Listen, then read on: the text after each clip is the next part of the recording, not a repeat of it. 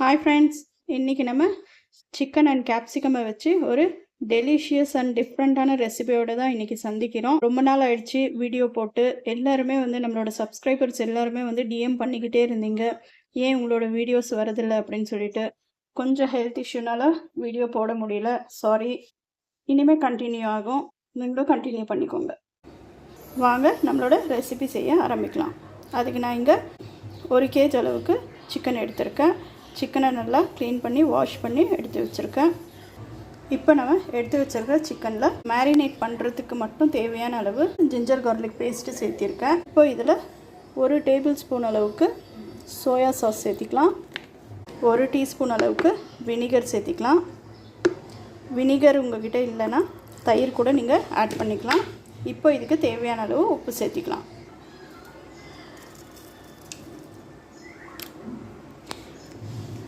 இதில் நீங்கள் லைட்டாக கொஞ்சமாக ஃபுட் கலர் கூட சேர்த்திக்கலாம்.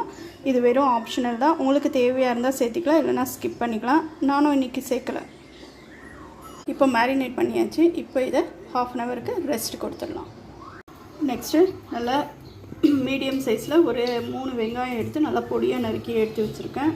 அதுக்கப்புறம் ஒரு நல்ல பெரிய சைஸில் ஒரு கேப்சிகம் எடுத்து நல்லா குட்டி குட்டியாக நறுக்கி எடுத்து வச்சுருக்கேன். நெக்ஸ்ட்டு அடுப்பு ஆன் பண்ணி கடாய் வச்சு வெங்காயம் வதக்கிறதுக்கு தேவையான அளவு எண்ணெய் சேர்த்தியாச்சு. இப்போ இதை வெங்காயத்தை நல்லா பொன்னிறமாக நல்லா ப்ரௌனிஷாக ஆகிற வரைக்கும் நல்லா வதக்கிக்கலாம். லைட்டாக கலர் சேஞ்ச் ஆகிருக்கு. இப்போ இந்த ஸ்டேஜில் நம்ம கட் பண்ணி வச்சுருக்க கேப்சிகமும் சேர்த்துக்கலாம். அதையும் நல்லா கலர் சேஞ்ச் ஆகிற வரைக்கும் நல்லா வதக்கிக்கலாம்.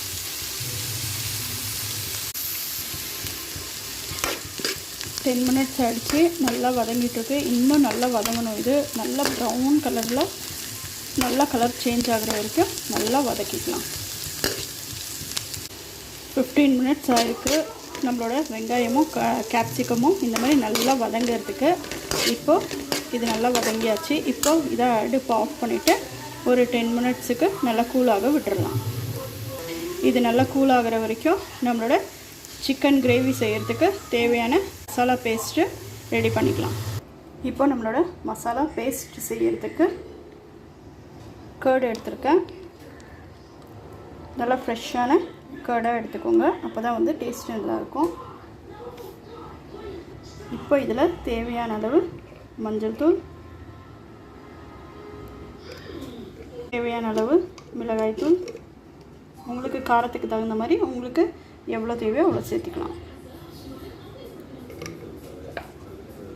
அப்புறம் தேவையான அளவு தனியாத்தூள்,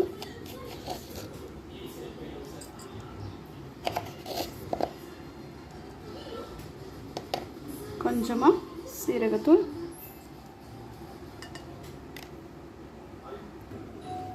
ஒரு 1/2 டீஸ்பூன் அளவுக்கு சோயா சாஸ்,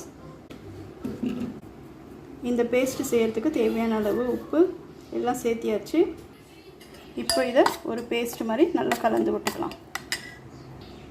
தயிர் மசாலா ஃபுல்லாக நல்லா கலந்து பேஸ்ட்டு மாதிரி ரெடி பண்ணி வச்சுக்கிட்டோம். இப்போ இது ஒரு ஓரமாக இருக்கட்டும். நம்மளோட கேப்சிகமும் வெங்காயமும் நல்லா கூல் ஆகிடுச்சு. இப்போ இதை ஒரு மிக்ஸி ஜாருக்கு மாற்றி நல்லா குறப்பாக அரைச்சி எடுத்துக்கலாம். நம்மளோட வெங்காயமும் கேப்சிகமும் மிக்ஸி ஜாருக்கு மாற்றி நல்லா குறப்பாக அரைச்சி எடுத்துக்கிட்டோம். நம்ம வெங்காயமும் கேப்சிகமும் வதக்கின அதே கடாயில் தேவையான அளவு எண்ணெய் சேர்த்திக்கலாம். எண்ணெய் நல்லா ஹீட் ஆகட்டும். வெங்காயமும் கேப்சிகமும் நல்லா குறப்பாக அரைச்சி எடுத்து வச்சுருக்கோம். நீங்கள் அரைக்கிறதுக்கு விருப்பம் இல்லைன்னா நீங்கள் உங்கள் வீட்டில் கேப்சிகம் விரும்பி சாப்பிடுவாங்கன்னு இருந்தால் நீங்கள் கேப்சிகமை கட் பண்ணி பொடியாக அப்படியே கூட நீங்கள் சேர்த்து செய்யலாம். அதுவும் டேஸ்ட்டு நல்லாயிருக்கும். நான் எங்கள் வீட்டில் கிட்ஸும் சரி எங்கள் வீட்டில் இருக்கிறவங்களும் சரி யாரும் கேப்சிகமை விரும்பி சாப்பிட மாட்டாங்க, எடுத்து தனியாக வச்சுருவாங்க. அதுக்காக நான் குறப்பாக அரைச்சி சேர்த்திக்கிறேன்.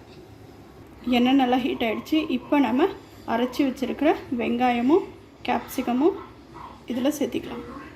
இப்போ நம்ம செஞ்சு வச்சுருக்கிற பேஸ்ட் இதில் சேர்த்திக்கலாம். நம்ம செஞ்சு வச்ச பேஸ்ட்டையும் ஆட் பண்ணிக்கிட்டோம். இதையும் நல்லா கலந்து விட்டுக்கலாம். நெக்ஸ்ட்டு பெரிய சைஸில் இருக்கிற நல்லா பழுத்த தக்காளியாக எடுத்து வச்சுருக்கேன். இதையும் மிக்ஸி ஜாரில் சேர்த்து நல்லா ஃபைன் பேஸ்ட்டாக அரைச்சி எடுத்துக்கலாம். நம்மளோட தக்காளியை நல்லா ஃபைன் பேஸ்ட்டாக அரைச்சி எடுத்துக்கிட்டோம். இப்போ இதையும் நம்மளோட கடாயில் சேர்த்திக்கலாம். கிரைண்ட் பண்ண தக்காளியும் சேர்த்தியாச்சு. இதை நல்லா கலந்து விட்டுக்கலாம். இதில் கொஞ்சமாக நம்ம மேரினேட் பண்ணுறதுக்கும் வந்து இஞ்சி பூண்டு பேஸ்ட்டு சேர்த்திருக்கோம்.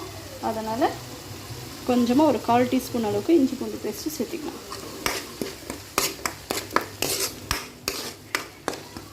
இப்போ இந்த ஸ்டேஜில் நம்ம மேரினேட் பண்ணி வச்சுருக்க சிக்கன் இதில் சேர்த்திக்கலாம்.